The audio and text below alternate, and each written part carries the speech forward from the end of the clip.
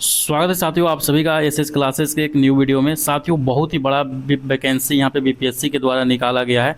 इसमें अगर के देखिएगा तो आपको एक ऑफिसर बनने का यहाँ पे समय मिलता है, एक आपको मौका मिलता है, जिसका नाम है, जिस पद का नाम है, जिसके बारे में हम इस वीडियो में बात करने वाले हैं, सहायक शिक्षा विकास पदाधिकारी। इसको अगर के हम शॉर्ट फॉर्म में जानते हैं AEDO के रूप में यहाँ पर भी इसको जानते हैं। असिस्टेंट एजुकेशन डेवलपमेंट ऑफिसर इस पोस्ट का नाम है। ये बहुत ही बेहतरीन पोस्ट है और आपको एक एग्ज़ाम में यहाँ पे ऑफिसर बनने का यानी पदाधिकारी बनने का साथियों मौका मिलता है। तो जितने भी कैंडिडेट यहाँ पे एलिजिबल होंगे इस पद को लिए, इस फॉर्म को आप ज़रूर से ज़रूर यहाँ पे फिलअप कीजिएगा। खास करके जो भी हमारे शिक्षक अभ्यर्थी होंगे, जो यानी कि टीचर्स की तैयारी करते होंगे, वे लोग तो ज़रूर से ज़रूर यहाँ पे आप लोग फॉर्म भरिएगा, ताकि आप शिक्षक नहीं डायरेक्ट एक पदाधिकारी बने। चलिए इस वीडियो में हम देखते हैं इसी वैकेंसी के बारे में, जो बीपीएससी के द्वारा AEDO का वैकेंसी यहाँ पे निकाला गया है। सबसे पहले साथियों अगर कुल पदों की संख्या देखते हैं तो इसमें 935 पदों पर यहाँ पे वैकेंसीज निकाली गई है,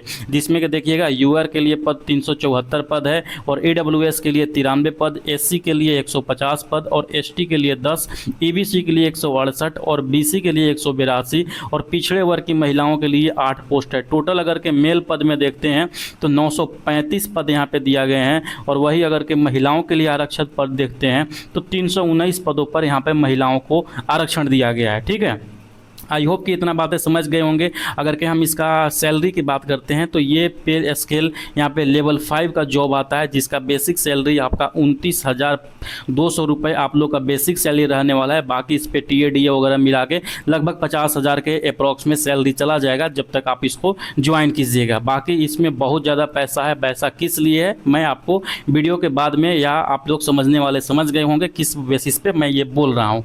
आगे चलते हैं। दूसरा हम देखते हैं कि आखिर में एजुकेशन क्वालिफिकेशन क्या चाहिए, इसको आपको एलिजिबल क्या चाहिए, यानी कि कितना पढ़ा लिखा होना चाहिए ताकि आप AEDO यहाँ पे बन सके।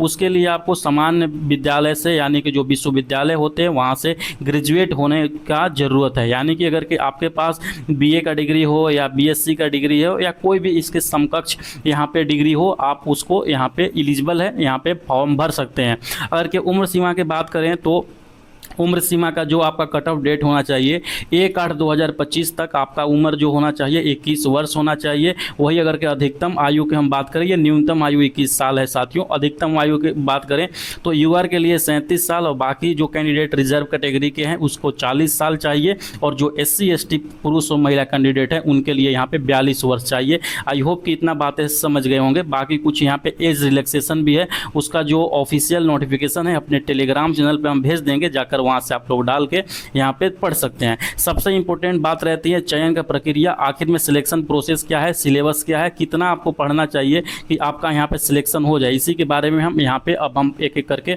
बहुत ही बेहतरीन तरीका से बातें करते हैं। ये जो साथियों चयन प्रक्रिया होगा टोटल आपको यहाँ पे ऑब्जेक्टिव फॉर्म में होगा। इसमें कोई भी आपका जो है लिखित परीक्षा नहीं होगा, आप लोग याद रखिएगा। कोई भी लिखित परीक्षा नहीं होगा, कोई भी वहाँ पे जो इंटरव्यू होगा, इंटरव्यू भी नहीं होगा आपका। बस एक सिंगल एग्ज़ाम में आप यहाँ पे ऑफिसर बन सकते हैं। ठीक है, अब इसमें देखिए यहाँ पे दिया गया है, लिख दिए हैं बहुत ही बेहतरीन तरीका से कि इसमें कोई भी आपका साक्षात्कार नहीं होगा और जो यहाँ पे मेरिट लिस्ट बनेगी पत्र 1 और पत्र 2 के आधार पर बनेगा। अब क्या है पत्र 1 पत्र 2, ये बहुत ही इंपॉर्टेंट है। ये सेक्शन आप लोग नहीं स्किप कीजिएगा, नहीं तो फिर आप परीक्षा से वंचित रह सकते हैं। ठीक है, पहले देख लीजिए कि आखिर में इसका एग्ज़ाम पैटर्न क्या है। एग्ज़ाम पैटर्न आपसे 3 पेपर लिए जाएंगे, पेपर 1, पेपर 2 और पेपर 3, यानी कि 3 पेपर होंगे, 3 भाग होंगे, पेपर 1, पेपर 2 और पेपर 3।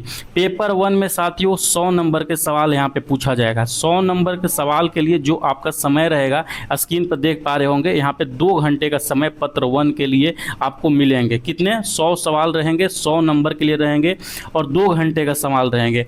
इसमें जो 30 सवाल रहेंगे वो इंग्लिश का सवाल रहेंगे और 70 जो सवाल रहेंगे हिंदी के सवाल रहेंगे। ये पेपर पत्र 1 यानी कि पेपर 1 जो रहेगा ये क्वालिफाइंग मार्क्स रहेगा, इससे आपका मेरिट लिस्ट पर कोई भी प्रभाव नहीं पड़ेगा। लेकिन आपको इसमें 30% मार्क्स लेकर आना अनिवार्य है। अब 30% याद रखिएगा ये दोनों में, यानी कि इंग्लिश का 30% यहाँ पर 9 नंबर होता है और हिंदी का 30% आपका 21 नंबर होता है। यानी कि इतना आपको 9 और 21 यानी कि 30 नंबर इस हिसाब से लेकर आना है, तब जाके आप यहाँ पे पास होइएगा। अगर कि आप 100 नंबर में यहाँ पे 30 नंबर लेके आते हैं तब यहाँ पे नहीं पास होइएगा, फेल हो सकते हैं आप, क्योंकि यहाँ पे क्लियर दिया गया है नोटिफिकेशन में कि हिंदी में भी 30 आना चाहिए और इंग्लिश में भी 30 आना चाहिए, सॉरी 30% आना चाहिए। जैसे कि यहाँ पे देख सकते हैं दोनों भागों में न्यूनतम 30% अंक अनिवार्य है। इसीलिए इंग्लिश का अंक जो होना चाहिए न्यूनतम 9 अंक होना चाहिए और हिंदी का न्यूनतम अंक जो होना चाहिए 21 अंक होना चाहिए। आई होप कि इतना बातें समझ गए जो कि क्वालिफाइंग है। अगर कि आप इसमें क्वालिफाई नहीं करते हैं तो आपका कॉपी चेक ही नहीं किया जाएगा, ठीक है। आगे जो है जहाँ पे आपसे जिससे आपको नौकरी मिलेगी, पेपर 2 है और पेपर 3 है। पेपर 2 साथियों 100 नंबर का होगा, जिसका क्वेश्चंस का संख्या 100 होगा 100 नंबर के लिए, और जिसमें समय आपको मिलेगा 2 घंटे का समय मिलेगा।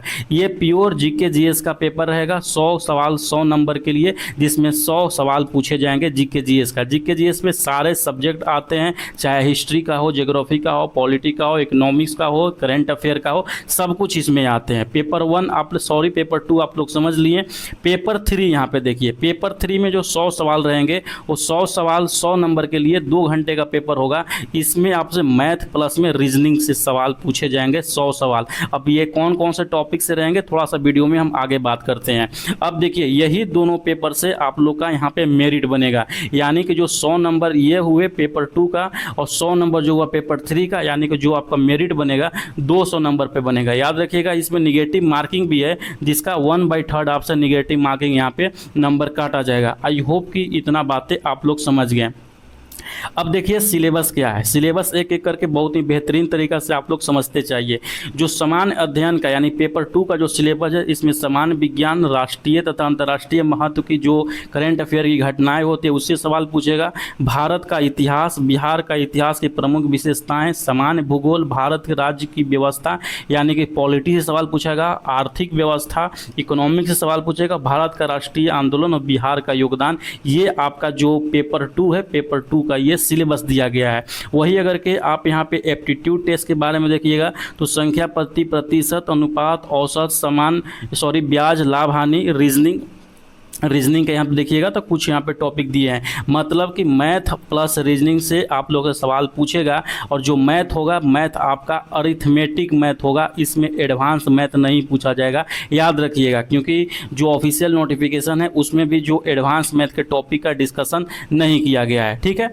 अगला यहाँ पे देखिए, इसमें 100 रुपये आपको फॉर्म भरने का पैसा लगता है, और जो आपका अंतिम तिथि है साथियों याद रखिएगा 26 सितंबर अंतिम तिथि है, और फॉर्म शुरुआत होने की जो तिथि है 27 अगस्त तक यहाँ पे फॉर्म भरना आप स्टार्ट कर सकते हैं। फॉर्म भरने के लिए आपको OTR करना होगा, 1 टाइम रजिस्ट्रेशन बीपीएससी के साइट पर करना होगा, आप यहाँ पे फॉर्म भर सकते हैं। बेस्ट ऑफ लक हमारे लिए। जो भी लोग खास करके शिक्षक अभ्यर्थी है वो इस फॉर्म को जरूर से जरूर भरें और आपका सिलेक्शन भी जरूर होगा, ठीक है। फिर भी कोई अगर के आपको इस वीडियो में और भी डाउट रहता है तो कमेंट सेक्शन में जरूर बताइएगा। मिलते हैं नेक्स्ट वीडियो के साथ में। पढ़ते रहिए, मुस्कुराते रहिए, एसएस क्लासेस के साथ में। बाय।